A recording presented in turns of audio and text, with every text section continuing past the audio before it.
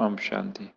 अगर हम अपने विचारों में परिवर्तन लाना चाहते हैं या अपने व्यवहार में परिवर्तन लाना चाहते हैं या हमारी फीलिंग्स जिसको हम बार बार चेंज करने की कोशिश करते हैं फिर भी चेंज नहीं हो रही है, अगर इन सब में परिवर्तन लाना चाहते हैं तो ये बहुत ही इम्पॉर्टेंट है कि इसकी हमें सूक्ष्म से सूक्ष्म जानकारी होनी चाहिए और उसके लिए हमें थॉट, फीलिंग और बिहेवियर का ट्रायंगल समझना बहुत ही ज़रूरी है।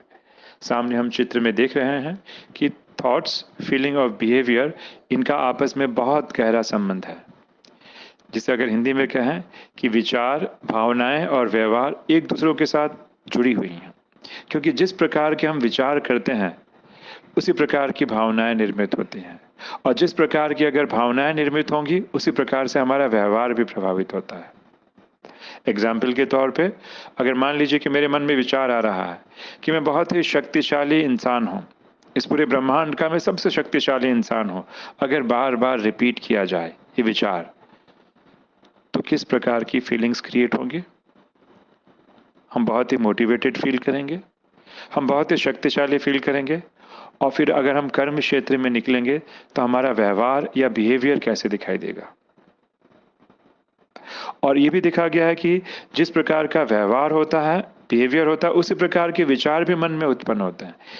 तो ये तीनों आपस में संबंधित हैं। हम देख रहे हैं चित्र में कि जो एरोज हैं ये दोनों तरफ दिखाई गई हैं और इसमें इंटरेस्टिंग चीज़ ये है कि अगर इसमें से किसी के अंदर भी हम परिवर्तन लाना चाहते हैं तो परिवर्तन के लिए हम शुरुआत कहीं से भी कर सकते हैं, लेकिन मैं समझता हूँ कि सबसे आसान तरीका होता है कि हम अपने विचारों से परिवर्तन की शुरुआत करें।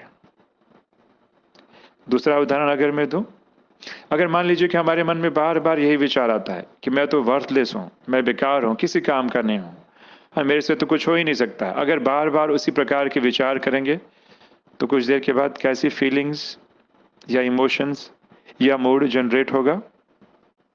हम बहुत ही लो फील करेंगे, बहुत ही डिप्रेसिव फील करेंगे और बिहेवियर क्या होगा? हम कमरा बंद करके अलग से बैठ जाएंगे या यूट्यूब पे या इंस्टाग्राम पे रील्स देखने लगेंगे। क्यों? क्योंकि अंदर अच्छा फील नहीं हो रहा है। इसीलिए बिहेवियर मतलब वो चीज़ें होती है जो हमारे कार्य व्यवहार में, कर्म में दिखाई देती है, क्योंकि बिहेवियर या बर्ताव से व्यक्ति के मन की भावनाएं और उसके विचार की जानकारी हमें प्राप्त होती है। तो ये तीनों को समझना बहुत ही ज़रूरी है। इसे और अच्छे से एग्जाम्पल से समझेंगे। मान लीजिए कि हमारे सामने एक सिचुएशन आती है। सिचुएशन ये है कि हम रास्ते पर जा रहे हैं, अचानक वहाँ पे कुत्ता आ जाता है, डॉगी आ जाता है। उस कुत्ते को देखते ही अगर मान लीजिए हमें घबराहट होने लगती है, घबराहट एक फीलिंग है, तो फीलिंग के पहले क्या आया होगा? कहीं ना कहीं, जैसे हमने ट्राइंगल को समझा है, फीलिंग के पहले कहीं ना कहीं थॉट्स आए होंगे कुछ। और थॉट्स क्या है? थॉट्स ये है कि कुत्ता काटता है। अब इस प्रकार के अगर मेरे विचार हैं या थॉट्स है कि कुत्ता काटता है, तो घबराहट की फीलिंग आ गई और जैसे ही फीलिंग आई वैसा हमारा व्यवहार होगा, अर्थात एक्शन होगा, कर्म होगा और हम वहां से भाग जाएंगे, या तो रास्ता चेंज करेंगे या तो हाथ में डंडा लेके खड़े हो जाएंगे। तो इस प्रकार देखिए ये ट्राइंगल कैसे कनेक्टेड है कि जिस प्रकार के विचार उस प्रकार की उसी प्रकार की फीलिंग और जैसी फीलिंग उसी प्रकार का हमारा व्यवहार या कर्म होता है। पर उसी कुत्ते को अगर मान लीजिए कोई और इंसान देखता है और उसके विचार है कि नहीं, कुत्ता तो एक बहुत ही अच्छा, वफादार और पालतू प्राणी है, और उस कुत्ते को देखते ही उसके मन में किस प्रकार के फीलिंग्स आएंगी? क्योंकि उसके मन में विचार है कि ये कुत्ता कितना क्यूट है, ये कितना वफादार प्राणी है। जैसे ही ये विचार करेगा तो उसके मन के अंदर किस प्रकार की भावनाएं निर्मित होंगी? उसे खुशी महसूस होगी और उसे खुशी महसूस होगी तो स्वयं कुत्ते के पास जाएगा और हो सकता है उसके सिर पर कहीं ना कहीं अपना हाथ सहलाए। ये उसके कर्म हुए या व्यवहार हुआ। तो इस प्रकार हम इस त्रिकोण को या ट्राइंगल को समझना बहुत ही ज़रूरी है कि कैसे जब कोई सिचुएशन आती है तो उसी हिसाब से थॉट्स, सिचुएशन को देखते ही थॉट्स, फीलिंग्स और बिहेवियर क्रिएट होते हैं। तो हमको लगता है कि सिचुएशन से हमारा बिहेवियर है, बट सिचुएशन से हमारा बिहेवियर नहीं है। स्थिति, हमारी परिस्थिति जो है, परिस्थिति से मेरी मानसिक स्थिति नहीं बनती है, लेकिन हमारे विचार किस प्रकार के हैं वो डिटरमाइन करते हैं हमारी फीलिंग्स को, और जैसी हमारी फीलिंग्स होती है उस प्रकार का व्यवहार होता है। अब जब हम बात इमोशंस की करते हैं, भावनाओं की करते हैं या फीलिंग्स की करते हैं, फिलहाल के लिए अभी हम फीलिंग्स और इमोशन को एक मान के चलते हैं, तो अगर हम भावनाएं, फीलिंग या इमोशंस जिसको हम शरीर पे महसूस कर सकते हैं, अगर हम उनकी बात करें तो उसमें बहुत सारे इमोशंस होते हैं जिसको कहीं न कहीं हमें समझना ज़रूरी होता है। संक्षिप्त में एक चार्ट यहाँ पे दिया गया जिसमें हम देख सकते हैं कि ये जिसे हम एंग्ज़ायटी कहते हैं, उसे हम हिंदी में चिंता, परेशानी या बेचैनी कहते हैं। डर, sadness, guilt, hurt, disappointment, jealousy, anger, shame, happiness, surprised या हम शॉक्ड हो जाते हैं कोई चीज़ देखकर, एक्साइटमेंट हम उत्साहित हो जाते हैं, अकेलापन, बेबस या लाचार महसूस करना, हेल्पलेसनेस, बोरियत महसूस करना या फ्रस्ट्रेटेड महसूस करना या डिप्रेसिव फील करना, ये सारे के सारे जो है अलग अलग प्रकार के इमोशंस हैं। तो हमें चाहिए कि इन इमोशन से हम परिचित रहें और साथ ही साथ हमारे पास एक बहुत सुंदर थर्मोमीटर है। थर्मोमीटर मतलब 1 से लेके 10 के बीच में कोई भी जब इमोशन आता है तो उसकी इंटेंसिटी होती है, तो उसकी इंटेंसिटी को नापे कि 1 से 10 के बीच में इसकी इंटेंसिटी कितनी है। एग्जाम्पल के तौर पर अगर मुझे गुस्सा आया तो गुस्सा क्या 1 लेवल पर है कि 10 लेवल पर है। गुस्सा 1 से लेके 5 तक आया है कि 5 की लिमिट को क्रॉस कर रहा है। 1 मतलब सबसे कम, 10 का मतलब सबसे ज्यादा और 5 का मतलब नॉर्मल सा है। तो इस प्रकार गुस्सा लो है अर्थात 1 है, 10 है अर्थात एक्सट्रीम में है, 5 है अर्थात नॉर्मल में है। तो उसको हम बहुत इजीली मेजर कर सकते हैं। तो ये इमोशन को रेट करना बहुत ही जरूरी है। बिना इमोशन को रेट किए हुए हम उसकी सही पहचान नहीं कर पाएंगे और उस पर विजय प्राप्त नहीं कर पाएंगे। तो रेटिंग वेरी वेरी इंपॉर्टेंट। तो इस प्रकार कभी भी हम कोई भी नेगेटिव इमोशन महसूस कर रहे हों, चाहे एंगर हो या गुस्सा हो, मान लीजिए हम महसूस कर रहे हैं, फील कर रहे हैं, हमने उसकी इंटेंसिटी को भी नाप लिया कि भाई 1 से लेके 10 के बीच में मुझे लगता है गुस्सा मेरा या पारा जो है 9 या 8 के आसपास है, 8 या 9 के आसपास है। तो अगर ये इमोशन रूपी धुआं उठा हुआ है, अगर इमोशन रूपी धुआं उठ रहा है तो जरूर धुआं ऐसे ही नहीं उठता, कहीं ना कहीं आग जरूर लगी है, कहीं ना कहीं संकल्पों रूपी आग लगी है। संकल्प मैंने क्रिएट किया है, थॉट्स क्रिएट किया है, तभी मुझे इमोशन आ रहा है। तो जैसे हम पुराने जमाने में लोग लकड़ी का घर्षण करते थे तो आग उत्पन्न होती थी, उसी प्रकार हमने कहीं ना कहीं अगर धुआं दिख रहा है तो धुआं इसका कहीं ना कहीं प्रमाण है कि कहीं ना कहीं विचारों की अग्नि मन में लगी है। थॉट्स कोई है जो बार बार रिपीट हो रहे हैं, मुझे जिसका इल्म या ज्ञान नहीं है। उस थॉट्स को हम जो बार बार रिपीट होते हैं उसको हम ऑटोमेटिक थॉट्स कहते हैं, लेकिन उसके बारे में हम बाद में जानेंगे। लेकिन उससे भी महत्वपूर्ण प्रश्न ये उठता है, क्या विचार हम स्वयं करते हैं? हम विचारों के निर्माता हैं कि विचार ऑटोमेटिकली आते हैं? ये बहुत ही इंपॉर्टेंट क्वेश्चन है। क्या मैं खुद विचार क्रिएट करता हूं कि विचार ऑटोमेटिकली आते हैं, अपने आप आते हैं?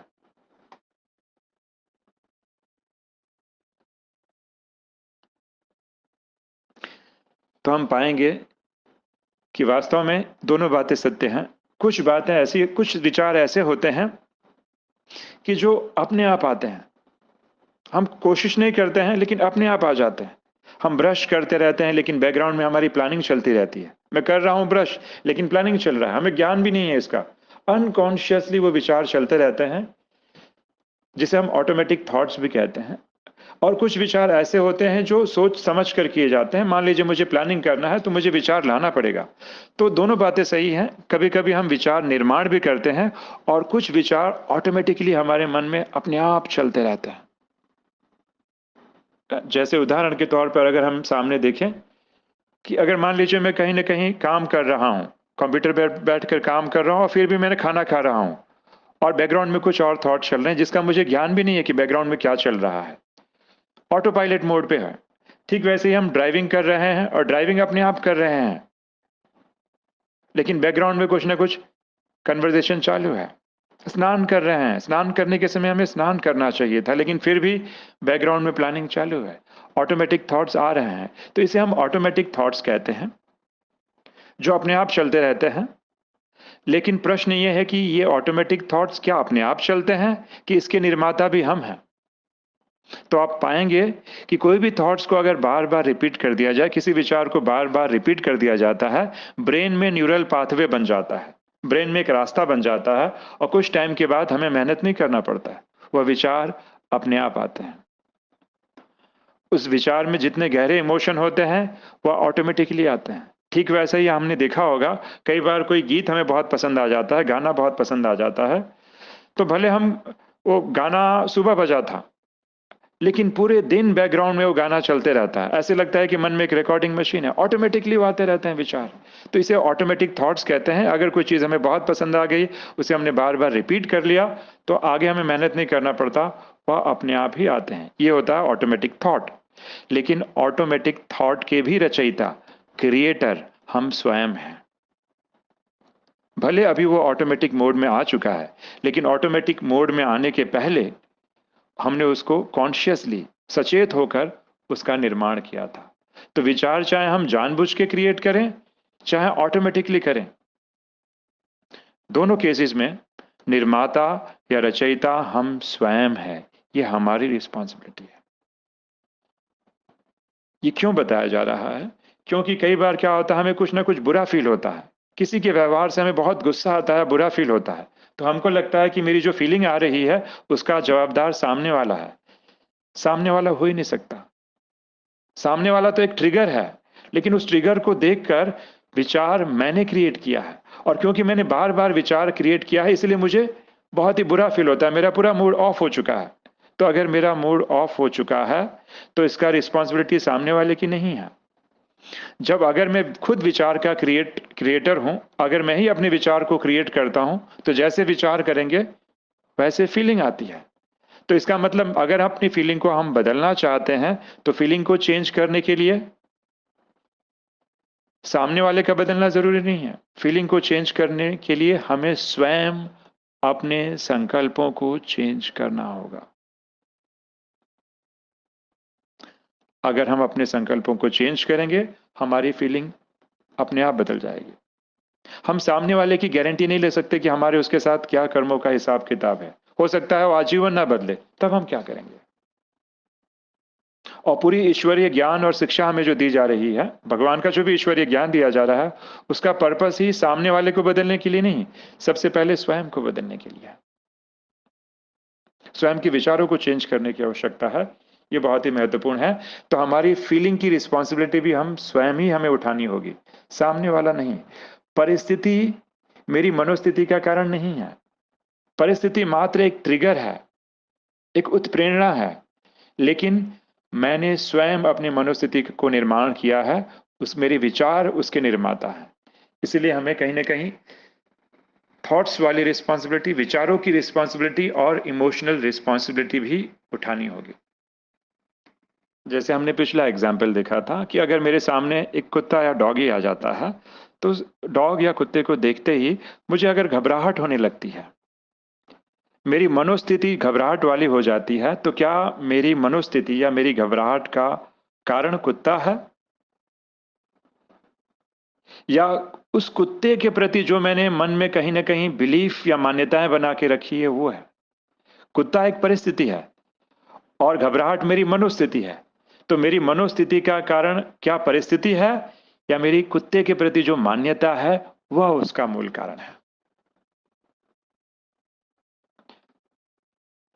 अगर कुत्ता या डॉग मेरी मनोस्थिति का कारण है, तो क्यों सामने वाले व्यक्ति ने भी डॉगी को देखा या कुत्ते को देखा, उसे तो बहुत स्नेह या खुशी महसूस हुई।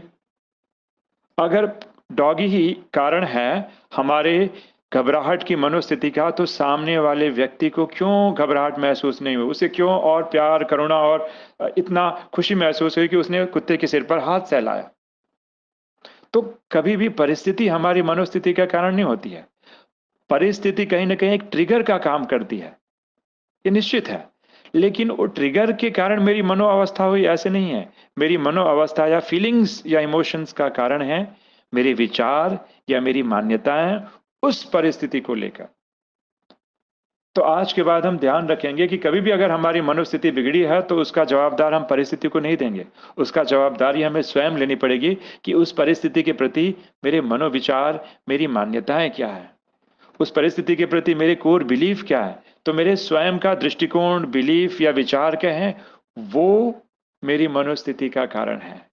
परिस्थिति मेरे मनोस्थिति को निर्धारित नहीं करती है। ये बहुत ही इंपॉर्टेंट रूल है जो हमें कभी नहीं भूलना है। कितनी भी बड़ी से बड़ी सिचुएशन आ जाए, सिचुएशन मेरी मनोस्थिति का कारण नहीं है। सिचुएशन एक निमित्त मात्र है, एक ट्रिगर है, लेकिन उस सिचुएशन के प्रति मेरा दृष्टिकोण क्या है, मेरी मान्यताएं क्या है, मेरे विचार क्या है, वो मेरी मनोस्थिति को निर्धारित करते हैं। इसे एक और उदाहरण से समझेंगे। मान लीजिए कि कुछ बच्चे हैं जो रास्ते पे जा रहे हैं और अचानक में बारिश आ गई। बारिश एक परिस्थिति है। उस बारिश को देखकर एक बच्चा बहुत ही इतना आनंदित हो रहा है, इतने उमंग में है कि उस बारिश में नहाने लगता है, और दूसरा बच्चा डर के मारे कहीं न कहीं बगल में खड़ा है। इसका कारण क्या है? परिस्थिति एक ही है, बारिश, लेकिन दोनों की मनोस्थिति में कितना अंतर, एक डरा हुआ है, दूसरा आनंदित है। तो क्या बारिश हमारे आनंद या भय का कारण है, कि बारिश के प्रति हमारा क्या दृष्टिकोण है, हमारे क्या विचार या बिलीव्स हैं, वो उसके कारण है। क्योंकि अगर परिस्थिति कारण होती तो दोनों बच्चों के मन पर सेम इफेक्ट होता, बट एक ही परिस्थिति, लेकिन मन पे जो उनकी मनोस्थिति है बिल्कुल भिन्न भिन्न है। तो हमारी मनोस्थिति का कारण परिस्थिति कभी नहीं हो सकती है, लेकिन उस परिस्थिति के प्रति क्या हमारा दृष्टिकोण है, उस पर हमें कहीं ना कहीं गौर करना चाहिए। लेकिन अक्सर करके हम पूरा एनर्जी और पूरी ताकत परिस्थिति को चेंज करने में या उसको दोषी ठहराने में लगा देते हैं। हमारा पूरा ध्यान अपनी दृष्टिकोण, बिलीव्स या मान्यताओं से बिल्कुल हट जाता है।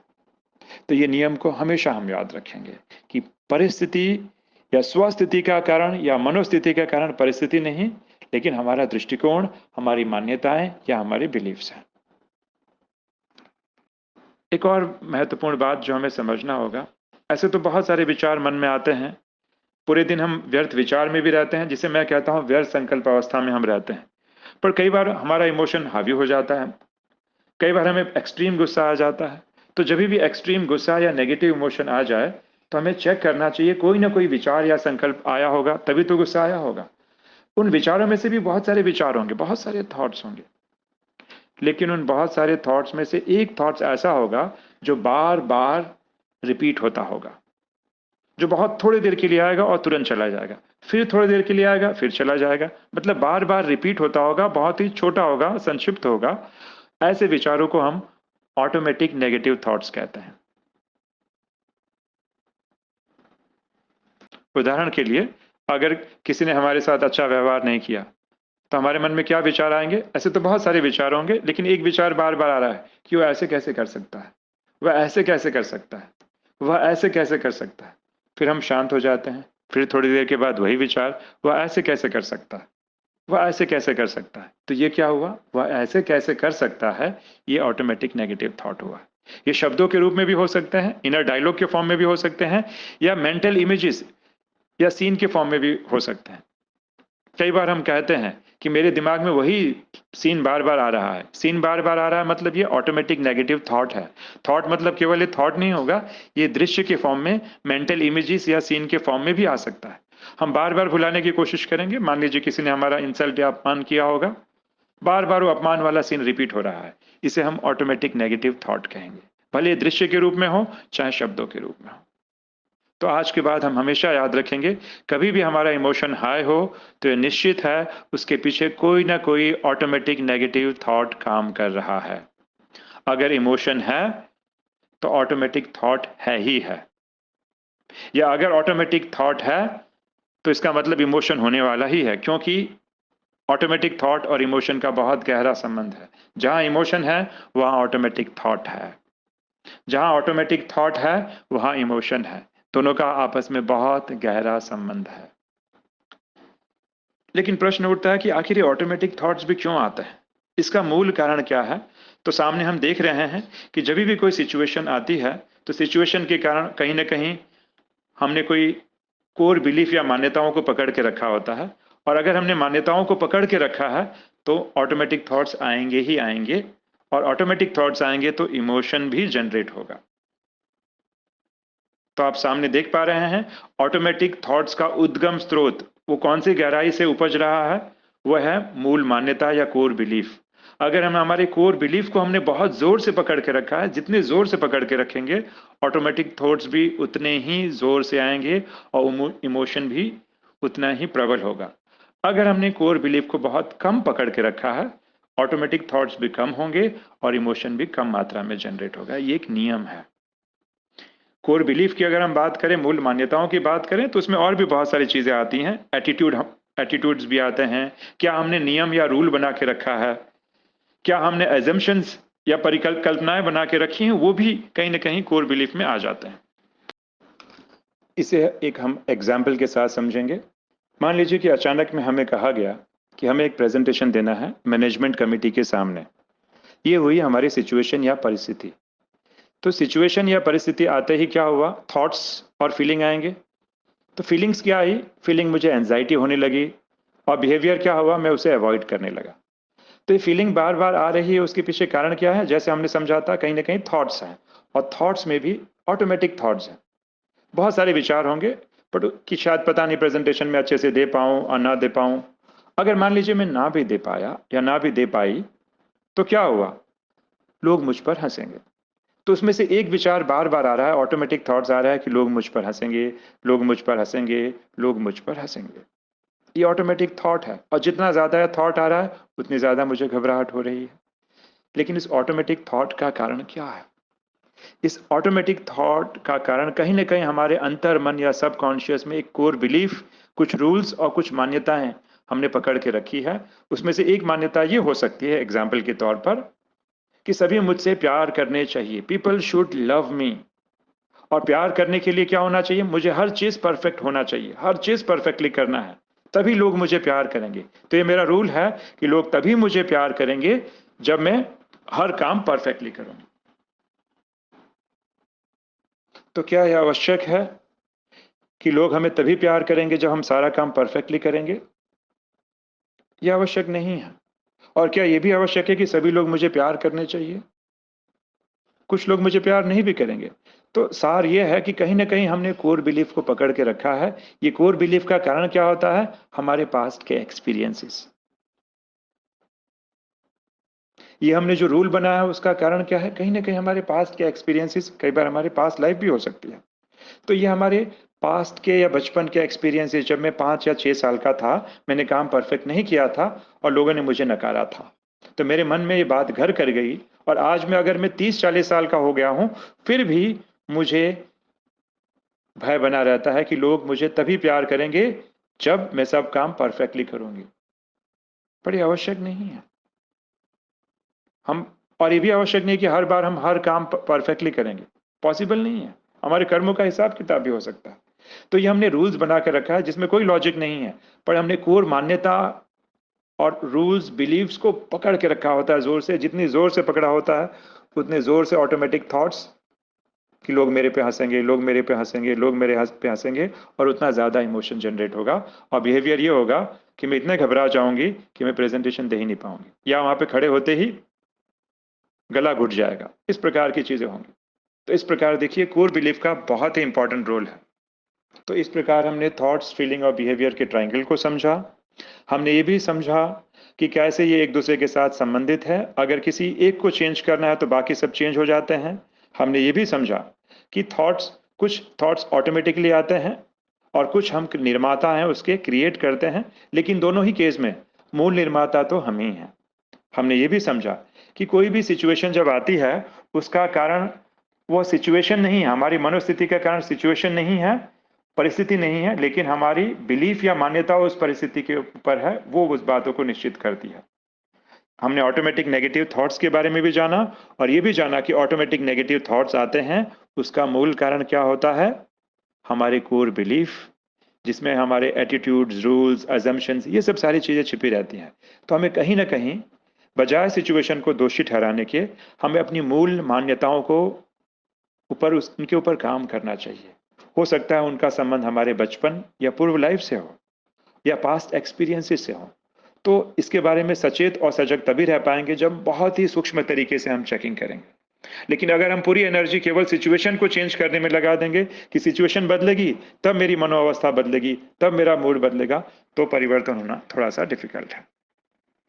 तो इसी के संदर्भ में एक चार्ट शेयर किया जा रहा है। इस चार्ट को हम समझेंगे और इसे सीरियस नोट पर लिखने का प्रयास करेंगे इस चार्ट को, क्योंकि हमने देखा था कि ब्रह्मा बाबा, हमारे आदरणीय और प्यारे ब्रह्मा बाबा, उनके हाथ में डायरी और पेन हुआ करती थी।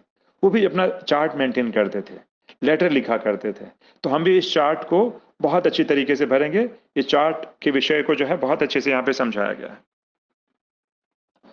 हमें जो होमवर्क दिया गया है, उस होमवर्क में विशेष तौर पर जो 10 से 15 मिनट की कमेंट्री है, वो तो हमें करना ही है सुबह और शाम, उसमें ज़रा भी कटौती नहीं करनी है।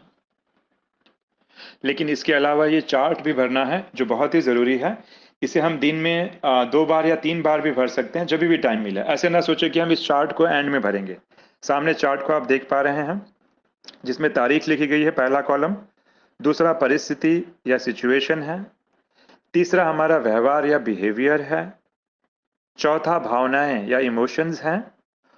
और पांचवा उन इमोशंस को रेट करना है 1 से लेकर 10 के बीच में। और छठा विचार हमें लिखने हैं, हमारे कौन कौन से विचार चले, और उसमें से जो ऑटोमेटिक थॉट है उसे अंडरलाइन करना है। जैसे एग्जाम्पल के तौर पर मान लीजिए कि टीम मीटिंग में हम बैठे हैं। इस टीम की मीटिंग में क्या हुआ कि कोई व्यक्ति लेट आया, तो उसका लेट आना क्या हुआ, ये सिचुएशन हो गया। और जैसे ही लेट आया तो मेरा बिहेवियर क्या हुआ, मैंने चिल्लाया, या मैंने अपनी बात सिद्ध करने चालू की, या मैंने ज़ोर ज़ोर से बोलना चालू किया।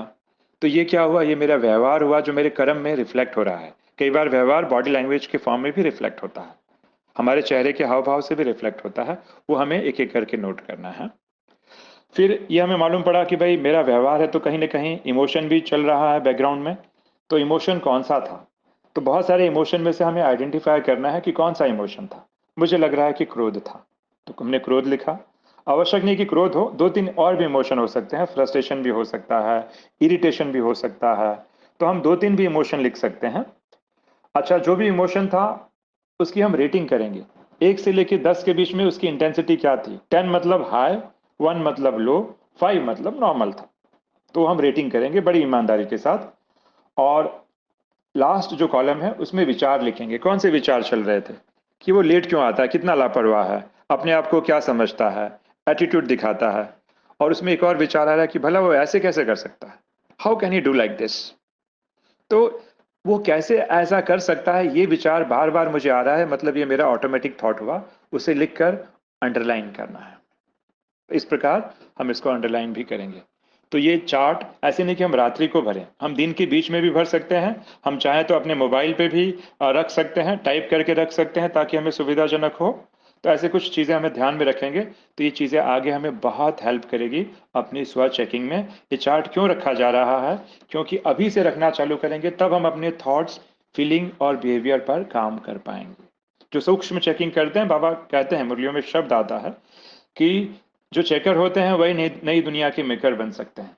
तो we have to do very subtle checking, और इसमें कैजुअल नहीं बनना है, और एवरी डे हमारा ये संस्कार बन जाए, आदत बन जाए। तभी हम अपनी फीलिंग्स, इमोशंस, थॉट्स और बिहेवियर को चेंज कर पाएंगे। ओम शांति।